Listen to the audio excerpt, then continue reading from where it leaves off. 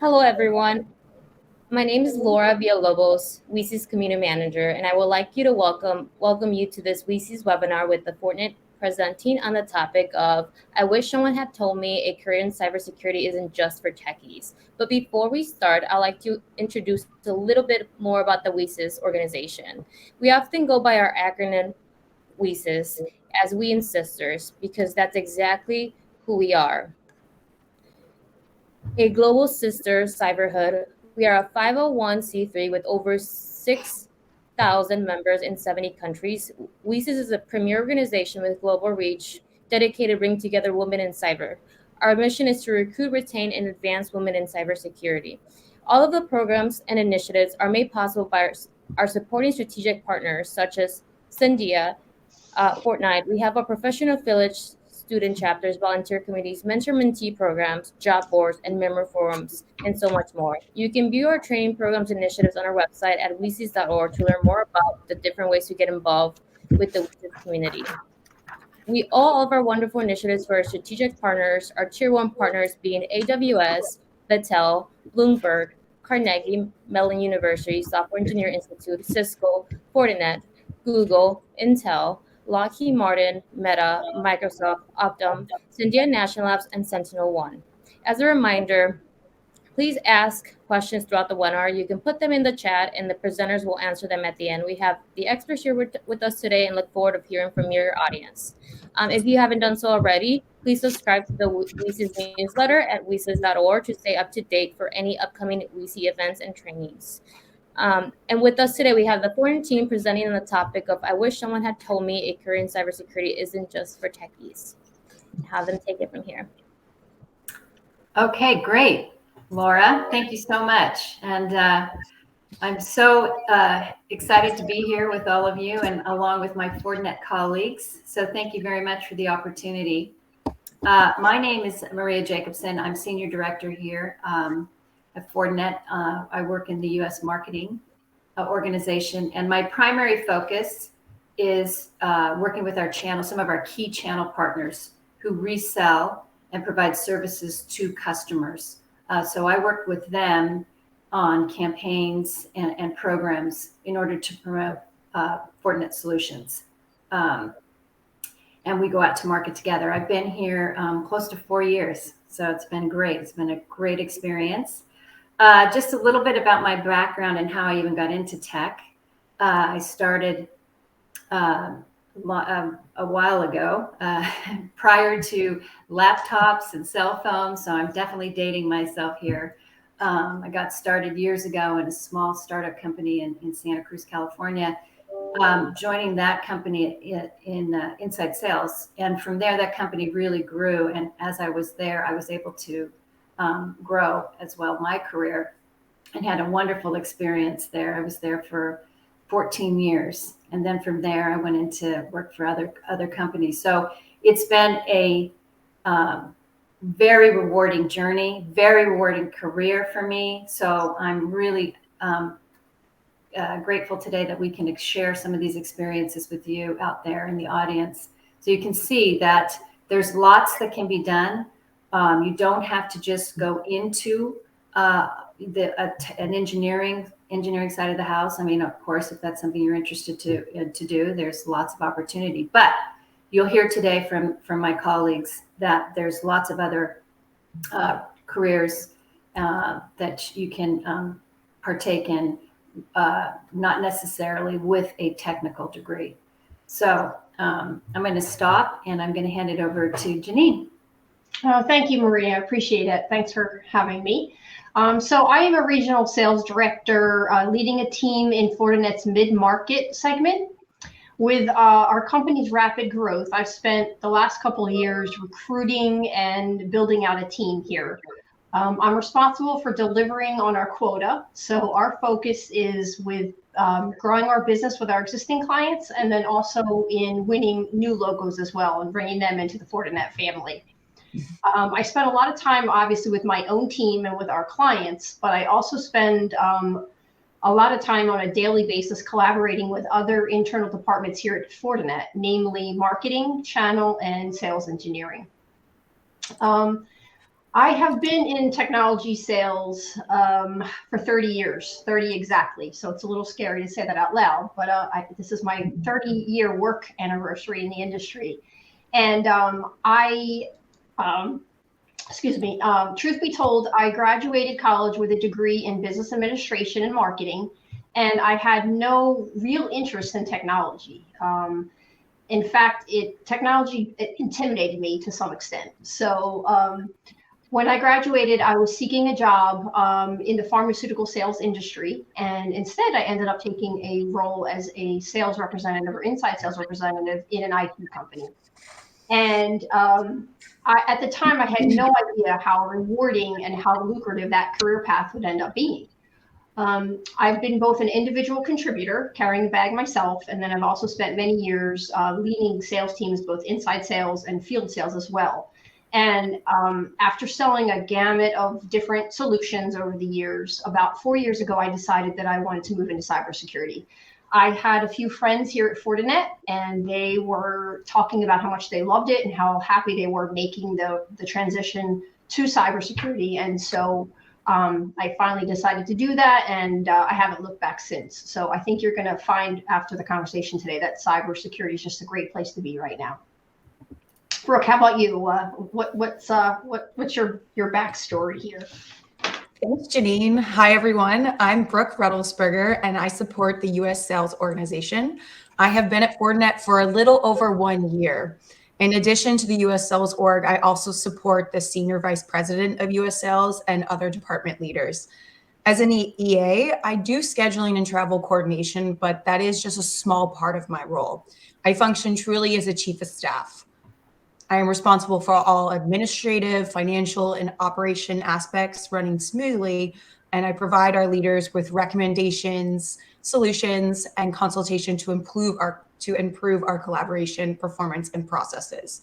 So what does that mean? In a nutshell, I make sure that everything runs smoothly throughout the company and that we are aligned with our global leaders and our global strategy, which brings me to how I got into Fortinet and how I got into cybersecurity. I also don't have an engineering or technical degree either. I graduated with a degree in fashion merchandising and moved to New York fresh out of college. And of course, after a few years in the fashion industry, I got burnt out fast and was really ready for something new. I first got in the tech-related field through Oracle, supporting their U.S. sales enterprise and major accounts organization. And then luckily, I was referred by a mentor to Fortinet. And I ended up taking that chance. And luckily for me, Fortinet ended up taking that chance. And that is when I got into cybersecurity. And I really do feel that Fortinet provides the resources and encouragement you needed to learn more or transition into a new role. What about you, Jenna? Thanks so much, Brooke. And thank you so much to WESIS for allowing me to be on a panel with some of the most awesome women that I've had the chance to meet. I'm Jenna Tombolesi. I'm the Director of Engineering for Upstate New York and New England on our public sector team. And previous, I actually was the engineer for Upstate New York before taking over this team. But by proxy, that also means that I'm responsible for all of our customers in that area as well. So colleges, any state agencies, organizations like that are those that fall under us. And believe it or not, I actually got into cyber by accident. And so when I went to school, I went for psychology, and I was super adamant that that was my path. I wanted to go through the joint PhD MD program. I wanted to be a psychiatrist. I had felt that way for many, many years. And I was working in tech to sort of pay for my school and try and diminish my loans, make sure I could come out scot-free. And I was working at Microsoft at the time as an answer desk tech, which is basically like the Apple Genius Bar. It's comparable to that. And I was starting to search as I was graduating. I was about to finish my undergrad with my BS in psychology. I wanted to get my feet wet with some actual psychology jobs, get into the field. And I was looking, and I ended up finding a requisition for technical relationship manager, which relationship is why it showed up in the search. And it actually was another IT job. It turns out it was in support of Fortinet. And I thought, well, this sounds kind of like what I'm already doing. And it completely was not, by the way. I didn't know Fortinet did cyber. I didn't actually know who they were at all. But the job description sounded easy enough, compared to what I had already been doing. I ended up staying in tech, and obviously I haven't looked back. So Cindy, what about you? That's such a great story, Jenna. I love it. So yeah, thanks again, everyone, for having me on the panel. It's really great to be with such a diverse group of women supporting each other. So Cindy McCurley, I've been at Fortinet for just under 2 years. And like everyone else here, I don't have a technical degree, but I did spend some time in undergrad studying engineering until I decided that really wasn't for me. And I moved to marketing. After that, I decided to get my MBA in international business, and I've had jobs that really range from technical to the field in consulting, product management, marketing, sales, the channel, and all of that has sort of led me to where I am now as the head of sales enablement at Fortinet for the US sales organization. And in this role, I work with our sales leadership and our sellers to equip them with insights, information, training, knowledge of tools to engage effectively with our customers and to drive more revenue. And I do believe that my experience in a variety of roles has really led me to where I am, and this collaboration that is required in this type of role. What got me to Fortinet and into cybersecurity is that I've been in IT for more than 20 years. And when I was considering my next role, the next change, my next step in my career, it was roughly 2 years ago. And I said, you know, what is missing in my experiences and the types of products and companies I've worked for is cybersecurity. It really wasn't the missing piece of my IT conversations. And I was really interested in the space. So I really knew that was where I wanted to be in my next role. And even though I didn't have any previous cybersecurity experience, I was applying for jobs in cybersecurity companies anyway, and found that and you'll hear more about this from the ladies as we move on, is that skills are transferable. And I interviewed at a variety of companies, and I ended up choosing Fortinet, and Fortinet chose me, and I'm so glad that I did. All right. Thanks, Cindy. So thanks to all of you for making those introductions. So we're going to get going. Let's start with our first question, which I think I'm going to ask Janine and Jenna to talk to. They're out in the field. So I think they have great perspective here, talking with customers and partners. And so if you two can address what you see is going on in the cybersecurity industry today, and how the skill gaps are affecting the industry. So, Sure. Janine, Yeah, sure. So I'll take that. So, in most of us, we're reading the news or watching the news. We see that cyber attacks continue to increase globally, while the cybersecurity workforce gap actually grew by 26% last year in 2022. So what does this mean? This has created a very real security challenges for organizations. Companies of all sizes and all industries are recognizing the importance of, protecting their intellectual property, their data, as well as their brands. Not to mention the, the sensitive information that they have about their own employees, their partners, and their customers. So, at the same time that's going on, these organizations are struggling with the shortage of skilled cybersecurity resources out there. Now, while this is very problematic, obviously, to organizations, if you turn the tables and look, you say, okay, well, this is actually creating a really big opportunity for cybersecurity professionals, right? Whether you're technical or non-technical, as we'll talk about today. The demand for cybersecurity professionals is huge. So, this is a great place to be right now. And I think, we're going to talk about that in greater length here. So, Jenna, what's your take on that? Yeah, it's really interesting. I mean, being on the engineering side, I've actually been involved in a couple of breach investigations, and there's pretty much the same theme going on, that we're involved in a game of slap hands where we think we have the edge one day and turns out we actually don't. And that can teeter back and forth from minutes to seconds during the day. And it's been really interesting because a lot of times it really does highlight the skills gap. And if there are misconfigurations or there are folks that don't have the appropriate training, this stuff's going to happen even if you have the best tools. So I think the fact that the cyber landscape is changing so constantly and the threat landscape is only accelerating, that it makes it that much more important to have qualified folks that are able to handle that. And unfortunately, it's not slowing down at any point. It's great job security if you're in cyber, but for those that have to deal with it every day, it's really important that we have a pipeline of qualified candidates, or else we're just not going to be able to keep up. Yeah, Jenna, that's an excellent point. And we know when it comes to women, we have even fewer qualified candidates because they're not going into the field. So, you know, our next question really does address, like, when you think back, you know, thinking as you got into technology, thinking of your younger self, what advice would you give yourself? You know, and what advice would you give to women who are interested in getting into cybersecurity so they can get started and to participate in this great market opportunity? And I think, Brooke, you were going to take that question. Yeah, thanks, Maria. I also want to say thank you to the YSIS team for allowing us to be a part of this wonderful panel. Really excited to be here. But so to answer your question, I would tell myself to gain more knowledge.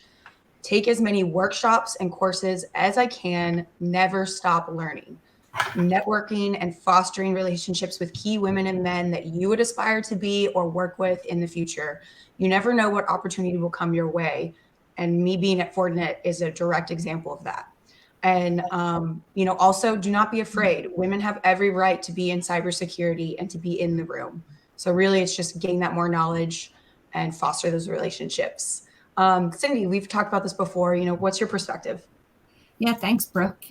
As you know, I'm in sales enablement, so I love your answer of gaining more knowledge. I think, you know, always striving to learn more is a great piece of advice for anyone. The advice that I would give my younger self is, I think, to have more trust in yourself. As women, I think we question things more often than we should. And of course, the tech space is and always has been dominated by, you know, the males. And I've always been, you know, one of or the only woman in the room, you know, at events or at courses or at sales meetings. And I felt like I had to try harder than all the men to be perceived as experienced enough or believable enough. And I guess I would tell my younger self, you know, now looking back, that, you know, to trust in my own experience, that I truly do deserve to be in the room, and not to worry so much about what others think or what they might be thinking. Because to be honest, maybe they're not even thinking that, but I'm worrying about it that way. And I would just say, take the risks. Cyber is an exciting place for you, and I would encourage you all to do it. Great. Yeah, I think, you know, oftentimes women, when we look at job opportunities, we go through every single line, and you want to make sure every I is dotted, every T is crossed before you even feel qualified or confident enough to apply for those jobs.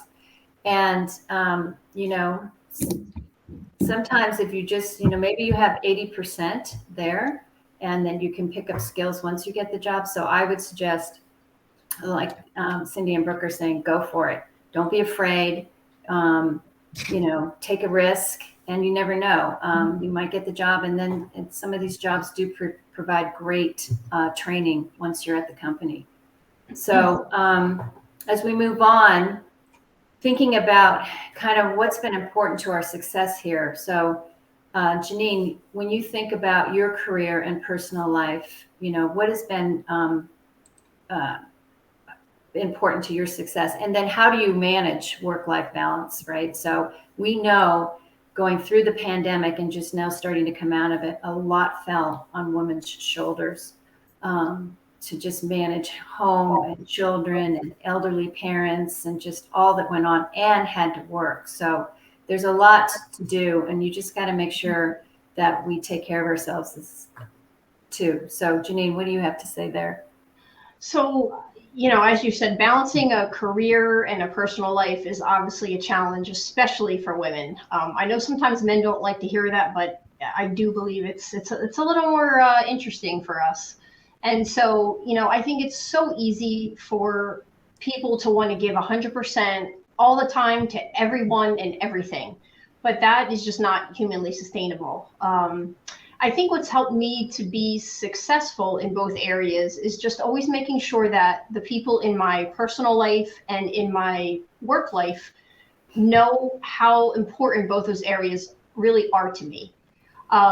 I truly care deeply about both, and because I do, I'm giving my all, right? But even if I might have been, giving my all, maybe that wasn't 100% every single time, if you can relate to that. And so I think when I was able to accept that and kind of embrace it, it really allowed me to have more balance in my life, right? And to be successful. I think in the end, really all people want is to know that you care about what you're doing, right? I think that's the most important thing. And the other thing I would remind people is, quite frankly, sometimes your 80% could very well be a lot better than some people's 100%, right? So don't beat yourself up. When I look back, there are times now when I say, oh my God, I don't even know how I was doing that, right? So at the time you feel like you're not meeting the mark, and then you look back and you're like, wow, I did that, right? So just, keep that in mind and don't beat yourself up, I'd say. Yeah, great point. I think, Cindy, you were going to add to that. Yeah, Janine. So I so much resemble that remark. I would add to that definitely that and I think one of the things that people should do to balance work life and to be more successful is leaning into the whole idea of learning to say no. And I think that that's really a hard thing for women to do, because we are people pleasers more often than not, and want that 100%, like Janine said, all the time. And it's just very hard to do that with all the demands on our lives. So I think, that's one of the things I've been practicing. And to be honest, I still sometimes struggle with it, but it helps me to manage time effectively, really taking a look back and understanding what is a priority, where I should say no, and setting those boundaries with your home life, your personal life, your work life, understanding when you'll work, when you won't, and holding to that. And also remembering to delegate, right? You have teams, you have other members, you have members of your family. Like for me, like, hey, I don't have to be the one to do all the chores at home, right? You have a family, delegate some of those things and delegate to your team, and everyone wins as a team. And I think that's a big thing at Fortinet as well, which I really enjoy, is we win as a team here. Another thing I would suggest is to prioritize self-care. Like, you get stuck in your chair in the office all day, and I think you really need to get that peace of mind and to make time for yourself, however you do that, whether it's exercise or meditate or read, just something that gives you a little break every day. I think that that's really important and can help you stay focused and be successful.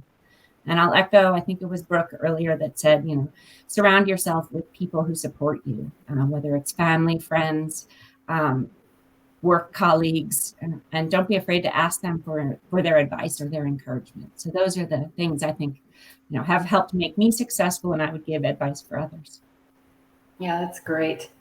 And you bring up such an important point, especially all of us now, we're working remote. And, I know sometimes I'll go through the day and it's 3:00 in the afternoon and I haven't even gotten up to, get a bite to eat for lunch. So it is important to take time out, even for 10 minutes. Even if you just walk around the block, it just kind of clears your head, get some fresh air, have a snack, and then it just re-energizes you to get back to doing what you need to do. So great point, Cindy. All right, so now the next question, we want to talk specifically about what are some of the other kinds of roles or careers that are available specifically in cybersecurity. So beyond just engineering. So, and what are the advantages if you do have a technical degree in a non-technical role? So Brooke, I'll have you take the first stab at that. Thanks, Maria. And I'm definitely one of those people that forgets to eat during a work day. So taking care of ourselves is very important.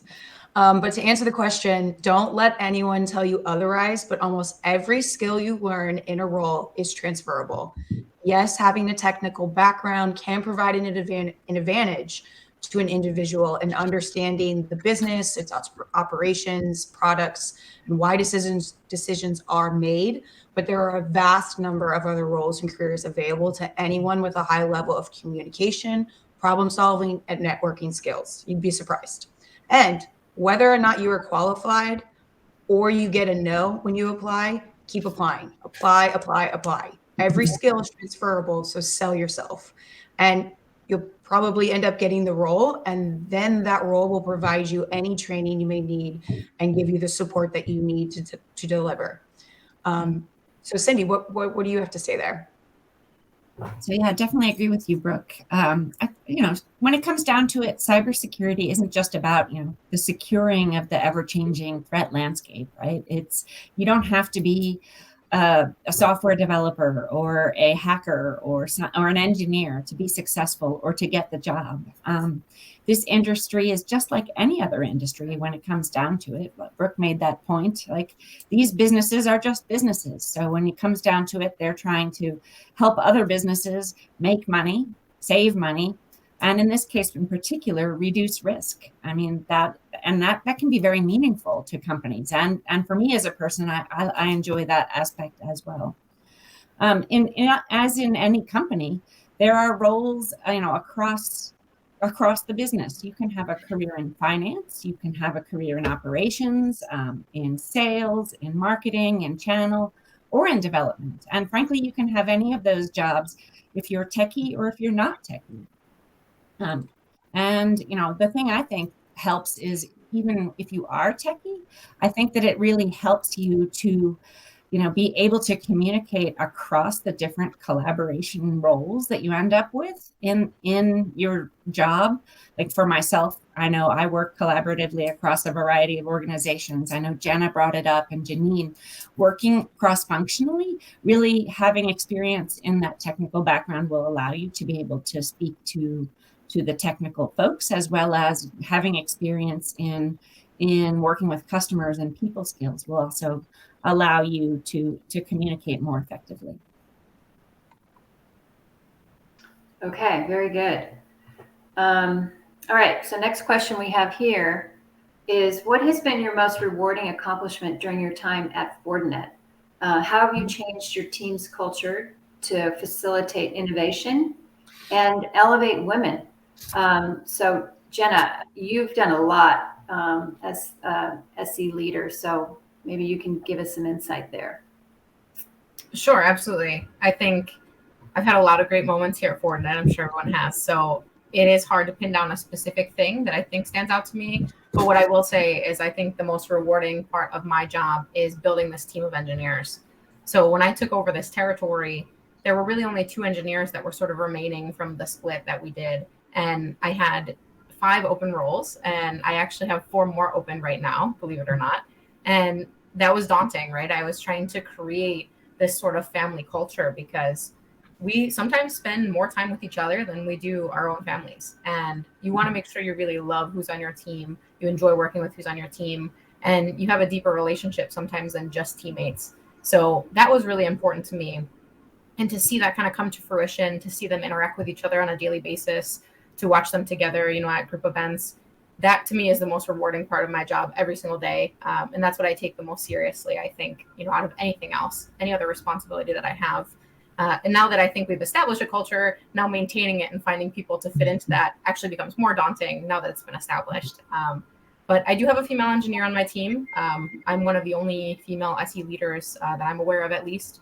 And I think our team, at least on the engineering side, is one of the most diverse. So that's something I'm also really proud of. And I try and take every opportunity I can to engage with folks that are interested in cyber, or maybe just younger women who are having troubles in a male-dominated field, because obviously I've been doing that for some time now. And especially on the engineering side, we're sort of like even a fraction of the representation in cyber as a whole, right? So that's really important to me. And I know a couple folks already reached out on LinkedIn, but I just wanted to extend the offer if anyone wanted to have a conversation offline or wanted to connect. Please don't hesitate to reach out, because that's something that is really valuable to me. Oh, that's great. And that, I think, goes true of all of us. If you'd like to connect with any of us to talk through what you're thinking, we'd be happy to help. Brooke, I'm going to ask you to comment here too, because you found a gap last year within Fortinet, thinking about what could we do for Fortinet women here in the U.S. So why don't you tell us what you've been up to? Yeah, thank you, Maria. So by far, the most rewarding has been being a founding member and leader of Fortinet WEMS. WEMS is our women's organization for the U.S. sales, marketing, channel, and SE organizations. We launched in April 2022, and while it has been challenging, it has shaped the culture at Fortinet for me. WEMS stands for Women Empowering and Mentoring for Success. That mission to empower and enable women to excel in their career within the cybersecurity space and to create awareness with allies, because men are allies too, within Fortinet, and then also challenge for change is why I'm here. There wasn't, as Maria had said, there was a gap. There wasn't a women's organization in these departments in the US when I first started. So to be a part of that change in my team and be shaping the culture of the company is by far unmatched. And I do want to echo what Jenna and Maria said of, if anyone wants to have a one-off, please reach out to me on LinkedIn. I'm always love to chat and help in any way I can. Thanks, Maria. Sure. Okay, so getting back to our audience then, how would you guide or advise a woman leader, rising woman leader who is interested in getting into cybersecurity? So Cindy, I'm gonna ask you to answer that, especially with your background in sales enablement. Yeah, sure. So one thing I would say, more recently is we've been doing these onboarding workshops for our new hire sales and sales engineer organizations. And I've been managing those for the last 8-9 months, and I'm encouraged by the number of women that we're starting to see there. It really is a great diverse bunch of people. It's not what you would expect. So I just wanted to throw that out there as something just to encourage people to please, don't be discouraged, and definitely do it. Advice I would give would be, as I mentioned before, it's not just about having the cybersecurity background. It's about having communications and leadership skills. You can develop those skills by joining public speaking clubs like Toastmasters or other alumni groups that you can practice with. You can attend leadership conferences, work on related team projects that are sort of stretch goals of you that take you into another area, introduce you to new people. I would also recommend that you stay up to date with industry trends and developments. That's one way to just be able to have a good, relevant conversation with someone if the topic comes up. You don't have to be an expert, but to understand what's going on. The world is, as Jenna mentioned, is constantly changing. So staying up to date is hard, but it really is fun to actually kind of stay up to date every week of what are the latest things that have been happening and to be able to talk about them. And from that perspective of the cyber side of that, I would say, there are industry conferences you can go to, like the one that's coming up, and reading industry publications. You can be involved in online communities. And, I just advise you to network. As we said, reach out to any of us, network with people, professionals, those that you want to surround yourself with, join organizations, and just connect.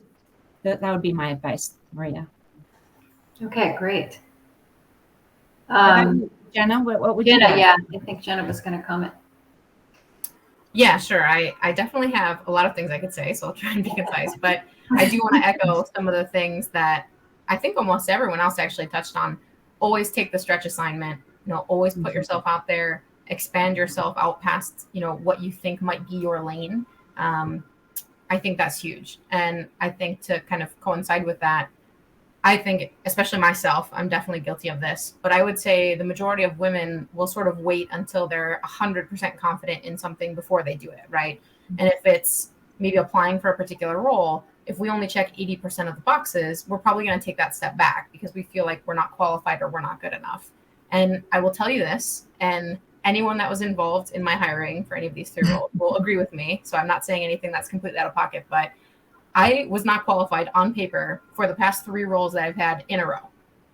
And that is a common theme, apparently, but that's something that, if if I would have waited and I would have hesitated and I would have said, well, there's this skill that they're looking for that I don't necessarily have yet, I need to know that I have the potential to learn that skill and obtain that skill. And I need to be able to sell that. And goes back to Brooke talking about transferable skills, right? A lot of those other skills are transferable. It's all how you sell that to the hiring manager. And as a hiring manager myself, someone who hires engineers specifically, a lot of times I'm actually taking the candidate that has better soft skills, who is a better communicator, who can deliver a better presentation, than someone that actually has 100% of the technical requirements we might be looking for, because that's so much easier to teach. So I promise you almost every time that's going to win with a hiring manager. So absolutely keep that in mind and take some advantage of some of the free resources that are out there in the field. So if you are looking to get into cyber, you're not really certain where to start, there's a whole bunch of free content, actually, including our technical training is free right now on our portal. So it's just training.fortinet.com. You can even take some of our technical training that we use to get certified as engineers. So that could be something to get your foot in the door. There's a lot of other great free resources out there. Some of the general industry certifications are always transferable. So there's definitely a lot of resources out there, but make sure that you're taking the leap in something that you want to do. And make sure that you're just selling yourself, and know that those skills are transferable, and know that those soft skills are going to typically outweigh some of the other checkboxes that are on the job requisition. All right. That's very well said. And if you're just getting out of school, you may want to consider potentially an internship as well. I know our company, Fortinet, has a wonderful internship program, and it may not be your dream job, but you just want to take that first step, and get your foot in the door. And then once you're, you've come on board and you're doing well, and you've proven yourself, there's lots of other opportunities beyond when you first come in. All right, so I love this question. Who or what inspires you? So Brooke, what keeps you going? Well, I mean, that's pretty simple for me. By most often being the only female in the room, it really pushes me to lean in and speak up. And I know it can seem scary or just a lot because it's nothing but men and you're there by yourself. But I honestly have never had a situation where my input or my insight wasn't appreciated and felt and welcomed. We as women deserve to be in the room, and we need to be in that room so that women's voices are heard. By never forgetting that, I continue to push myself, or you can say inspire myself. And then another part of it is also supporting the women around you. I really want to shout out Jenna here as a female leader and reaching out to young women starting out in cybersecurity. Doing that is really that full circle for me. And I owe a lot of my confidence and my tenacity to the women and men that I watched and I learned from. And it is so true that women working together succeed together. Let me say that one more time. Women working together, succeed together. And I would say that's the most important thing to remember and to help inspire you. Oh, I totally echo those comments, Brooke, about being the only woman in the room. I think now I'm the third one to say use that phrase. But in this industry, that's the norm. It's going to be the norm and not the exception. And so, I feel so fortunate. The successful women that I worked with and around over the years, I think have taught me that one of the most important things is to just be confident. And even more important is on those days or those times when you're not feeling that confident, look the part, right? Speak up, participate, contribute, because you deserve to be in the room, as Brooke said. And I have found, honestly, that when you're in that room, most of the time you're going to be welcomed and you're going to be appreciated. So do not be intimidated. Get in there and have a voice for sure. Yes, absolutely. And which leads to the next question here. It's obvious, we know there are fewer women represented in cybersecurity to what Janine and Brooke just spoke about, but I think it's getting better. I know Janine has some comments around that, and she has what can we do there, Janine, to improve it as we move forward? Yeah, sure. So, like you said, there is far fewer women than men in IT. And then when we drill into cybersecurity specifically, the gap becomes even wider. But I have some years of hindsight here, and I can tell you that the numbers are definitely improving. I see more and more young women coming into the technology field, with roles that are both technical and non. But I think what is even more exciting to me right now is the number of female CIOs and CISOs that I'm seeing and getting a chance to speak with. That was unheard of 10 years ago, certainly 20 years ago. I would argue that even 5 years ago, the landscape looked very different. So it's really exciting to see females rising to those roles in organizations across the board.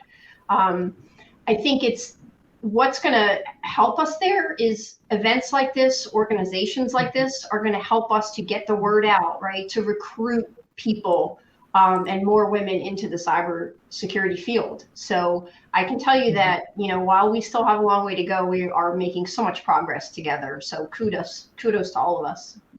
Yes, absolutely. When I think back 30 years ago, starting in inside sales, there was just like, there were very few women and very few working women. So there has been we've made a lot of progress. We're not there yet, but it is getting better, to Janine's point. All right. So I think that was all of our questions that we were going to ask the panel.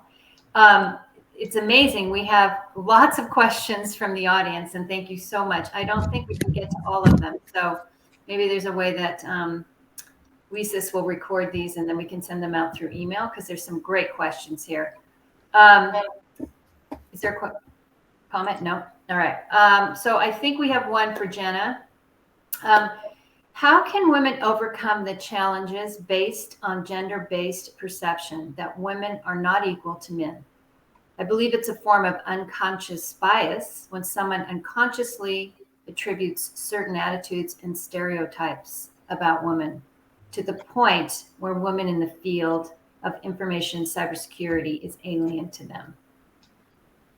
Oh, let me just say, this is a fabulous question. I have felt that way plenty of times in my career. And some people, unfortunately, are overt about it. I would be in a meeting with a sales counterpart and they would reach out to shake his hand and say, oh, so you're the engineer. And it's always awkward at the end, right? They realize that I'm the person they're supposed to be talking to. And some people, you can tell, don't want to, for those reasons, right? Where they think maybe I'm not going to know what I'm talking about, or, maybe they can just sort of talk over me and I won't really stand up for myself. So I think a lot of times we see that. But to Janine's point, I've seen that so much less in my career now than I did maybe 5 years ago. And a lot of those things are starting to, I guess, age out. So more and more people are seeing that representation, to where it isn't such a surprise when you have a female engineer in the room or someone in cyber just in general. And I think it has gotten much better. But to me, the way that I deal with that is to just be confident, right? Because anyone will be uncertain of someone that's not confident, regardless of who it is. If a man walked into my office and was trying to talk to me about something that I could tell he was unsure of, I would probably feel the same way, right? And that goes back to that believing in yourself, knowing how to sell yourself. But also there are a whole bunch of other people that can help advocate on your behalf, right? So that sales counterpart that I was with said, no, absolutely not. She's the engineer and she's absolutely who you want to talk to, and she's going to be the smartest person in the room every time, right? So I can advocate for myself, certainly, but by having that team of mentors and folks that do support you, that really helps break down those barriers. And a lot of times once you start talking and once they realize that you are very intelligent and that you do have a lot to offer, then that usually goes away pretty quickly, to be honest with you. So I definitely don't want to deter you and say, yeah, this is what you're going to encounter and it's always going to be very painful. The few times it has happened to me, I've been able to overcome it very quickly. Yeah, that's great. Yeah, excellent. Yeah. All right, so we have another one. Is it important to get a certification in order to get into sales? And if so, what certifications would you suggest for someone who already has advanced understanding of hardware and software and networking, but all self-taught? So, Janine, maybe you'd have some insight there. Sure. And maybe Cindy too on the sales. Yeah, Cindy, maybe you want to start just because that's your forte. Yeah. So, I think one of the things I would suggest, I as I mentioned, I've had experience across a variety of IT careers too, whether it's, hardware, software, all the data center conversations. I think from a cyber perspective, to get into sales there, it'd be important to take the NSE training. I think Jenna mentioned it before. On our website, in our training.fortinet.com, I believe, is the website. We do offer some training for free, and familiarize yourself there with just some of the great terminology in cybersecurity. And as we mentioned again, I would recommend just reading up. There's an amazing number, probably overwhelming number of websites or places you could get lost in, doing some research just to read about what's happening in the market these days. And then the last piece, just apply. That the experience, even if self-taught, will come through. And you just need to be able to understand, how to talk to customers, which I assume you already need to know how to do, and understand what are the key things that are their challenges in this particular segment. And a lot of that can be taught. So I highly encourage you to go for it. There shouldn't be anything holding you back. Janine, anything else to add? Actually, you know what? If it's okay, I would love to read a response from someone, because I don't think that the audience can see all the comments, but someone posted and said, "This is awesome. I am changing careers from 22 years as a speech language pathologist to cyber. My soft skills have helped me get interviews." And I just think that's awesome. Yeah.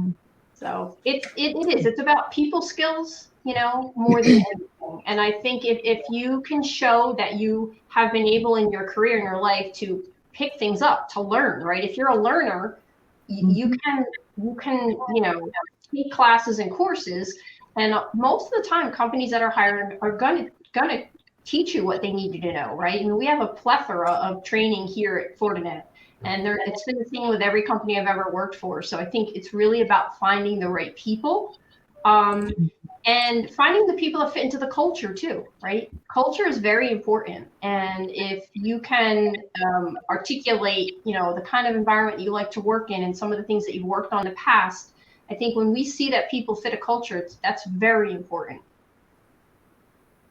Yeah. Yes, it is very.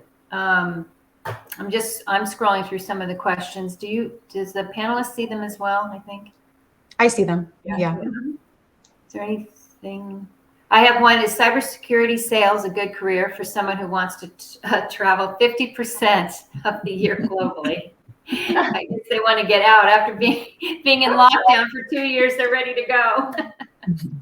I mean, absolutely. I think there is. If Yeah. that's one of your likes and your desires, I would say go for it, because that's going to be something that some people don't want to do, right? So that's going to put you on the top of some lists where you're willing to travel and you'd like to travel, versus maybe some people who might be at a point in their career where that's not as feasible for them, right? So, in all organizations, when you're talking about sales, your customers can be, in your state, or they could be, in other countries, right? Your territory could be as small or as large as necessary. So. I also wanted to answer one. It says, my question is if there is room for women over 40 in the field. I worked in the IT industry years ago before going into academia. Now I wish to rejoin the industry because I have gained knowledge and skills. However, I'm afraid they will not hire me because of my age. Is my fear unfounded? I say absolutely apply. But age, I don't think will even be considered when you're applying. I think that it does not matter. You have the experience, you can sell yourself, you can get in there and get that interview. Go for it. Age is unfounded. Can I just piggyback off of that? Because I thought that was a great question as well. And I've seen, that's maybe 3 or 4 I saw in the chat actually that were related to age. And I'll speak from the other side. I always felt like I was being profiled because I was younger, and I was always a good bit younger than the rest of the men that were my counterparts. So not only was I a woman, the only woman in the room, but I was also much younger than them. So between the two things, I always felt like, okay, someone's going to look at me and say, get this child out of here. She's not going to know what she's talking about. And I always felt that way. And I think, especially now that I'm on the other side as a hiring manager, I can tell you my team is very diverse from an age perspective. I would say there's maybe 20, 30 years of gap between the youngest and the oldest. And it's really about fitting into that team, right? And experience is so valuable on a team, and especially in a place where that might be lacking. It might actually be a benefit to say, hey, I've had 20 years of experience, right? So to me, I would love that on my team, and that would be something that I would welcome. So to Brooke's point, absolutely apply. I wouldn't say the fear is unfounded, because like I said, I've had the same problem where I was a little bit nervous about my age. But realistically, it's really just all about selling yourself and those skills, and you bring a lot of experience to the table compared to a younger candidate. Couldn't agree Yeah, and more. I think Fortinet does a fantastic job. I mean, they hire people for the fit, right? And it doesn't matter race, color, creed, age. You'll just, I think we have like 12,000 employees now. When I started, there was about 7,000. And we've just grown tremendous over the last several years. And you'll work with all different types of people, and they bring all different experiences and backgrounds, which makes the job makes for a fun, place to work too. So if I could piggyback on this question too, I think it's interesting that, there's a number of questions in the chat about, whether you're young or whether you're older, or changing gears, changing, direction, pivoting. To be honest, there are not enough women applying for any jobs out there. And there are more and more companies that are definitely striving to, make sure that they have in their interview pool women. So, my advice would be to, going back to the point we've echoed all along, is apply for all the jobs. And there just really aren't enough women out there applying. I hear it constantly from my sales leaders, from the sales engineering leaders across the board. I hear, hey, why can't I find enough women to apply for this job, right? And so this is a great group to do a shout out for all of you to not be discouraged and to apply. And I also see a lot of questions about, how do you sell yourself on a resume or a technical job application when you have little technical skills to highlight? You lean on the skills that you do have, your networking skills, your problem solving skills. If there's an area in the interview where they say, well, have you used this program, or would you know what to do? You can respond and say, or you can find something that you've done in your previous role that almost piggybacks on to that specific program or technical skill that you would need. Ask the questions in the interview and be willing and open that you want to learn. You would want to take all the courses that there are, everything that would be required to be able to perform the way that they need for that specific technical skill. And by articulating that in the interview, they'll see, okay, one, she can be coached. I can teach her and she can learn. And then we're just talking about a ramp up time, and we're not talking about, oh, she has no idea these certain technical skills. So that's kind of what we mean about when we say sell yourself in the interview. Sell yourself, sell the skills that you've had that you can see that directly correlate to that specific technical skill. Yeah, and I think some of the questions too are about maybe rejoining the workforce after a period of time away, or transitioning to maybe a different type of role. And I agree exactly with what Brooke was saying. I think self-awareness is huge, right? So if you look and say, I know I have a gap on my resume, and I know that could be a problem. I know that I don't have this certification. I know that could be a problem. If you have that in the back of your head, don't let that deter you from applying. Just already know how you're going to overcome that. And that's the piece that you're selling to them, right? So if I don't have the certification that they need, or for example, I didn't know who Fortinet was and they wanted me to be a technical resource supporting Fortinet. Yeah, I have no idea who Fortinet is, but I do know that I can tell you I will take any certification that you need me to. I will dedicate, X amount of time to training during the week. I will make sure that I get it done, and I will get up to speed as fast as humanly possible, right? And that's the answer. And that's how you're selling yourself.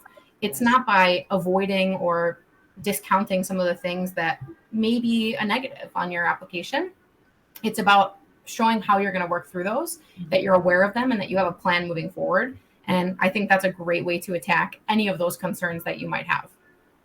I couldn't agree more. And also too, it doesn't help. I mean, it helps to research the company. If you also show that you've learned about Fortinet and everything that we're doing, that shows as well that you're willing to get in there and roll up your sleeves. And I think Maria mentioned this earlier too. You might have to start with maybe a position that's not your dream job, right? But it's a stepping stone. So to give you an example, here at Fortinet, if people are looking to get into sales, if they don't have prior technology sales experience, sometimes the route is to be an inside salesperson first, right? And you get to learn the ropes, support the sales team, and then you get promoted into that next level, right? So if you can, obviously, there's compensation that you have to think about, and but if you can commit to a company that you're going to start, at the beginning, and grow with them, I think that that's always a great strategy, right? And then you're learning on the job, and you're learning from people that are doing it every day. So, have an open mind, and don't necessarily get so caught up in that's not the end job that I really want, right? Yeah, great point. And some of those BDR roles, they're just great. You get a lot of on-the-job training. You then get to understand how the company works. You get a taste of the solutions and the products, and then building relationships with those Fortinet sellers so you can learn through them. And I know that the sellers, the very effective sellers that I know today, any of them that have done BDR training, they started and they've learned how to go out and build pipeline, have been very successful. So it's a great place to start, a great foundation for your career. And also, sorry. Go ahead. I was just going to piggyback on that and say the people that you're working with in that role can also become your mentors. And you never know what opportunity they may hear about and say, oh, Brooke would be great for this. She's ready. I've been hoping and wanting to get her, into this area that she's so interested in. And they can open that opportunity up for you. Yeah, so that's a great point. I mean, we've seen a lot of our BDRs get promoted. Find those mentors. Yeah. Foster those relationships. So I know we're coming up against the hour, and and thank you all so much for all these great questions. It makes us feel really good that you were really engaged and interested. But we're going to close in a second. But before doing so, I did want to the one thing that you can do, hopefully you guys can see my slide, it's loading here, is a call to action. So we are a tier 1 partner with WESIS, as you can see here. And we're there to help get more women into cybersecurity. So that's our goal.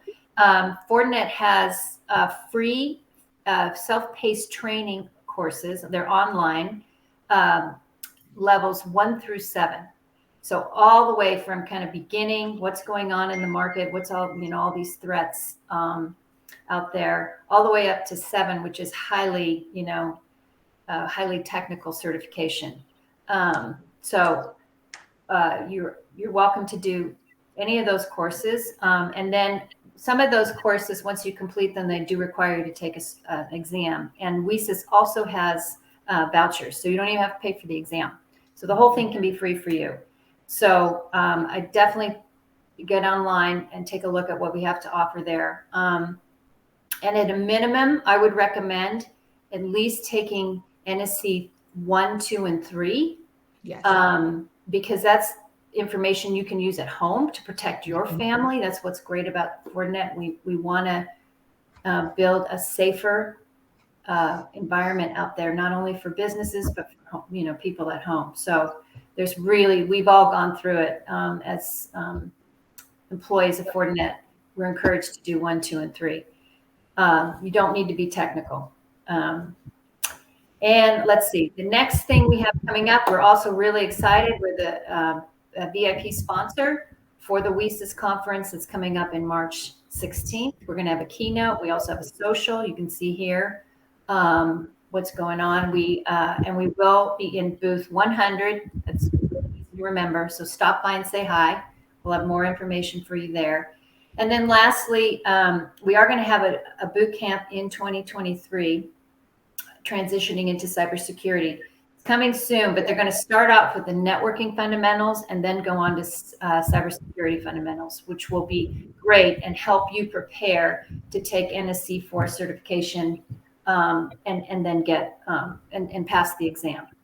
So those are some things you can do today. Just get out to Fortinet.com. It's all there. And then, of course, feel free to reach out to any of us. We're more than happy to talk to you about what we're doing. You know, if you want to, you need some advice, or you want, you know, you have questions for us, just let us know. We're happy to help in any way we can. So, is there anything else? Any other? I'm just looking at the, just a couple of notes here. I think I got everything. Team, did I get everything out there? Yep, I think so. I think that tomorrow they'll be sending out a link for the recording, and in that, I believe they will have a reference to each of our names in there if you want to look for us on LinkedIn as a follow-up. So thanks to everyone. This has been amazing. Thanks to my fellow panelists. Yes. And this has been a really great experience. Thank you so much, everyone. Thanks, everyone. All the best to you out there. Good luck to everyone. Take care. Good luck.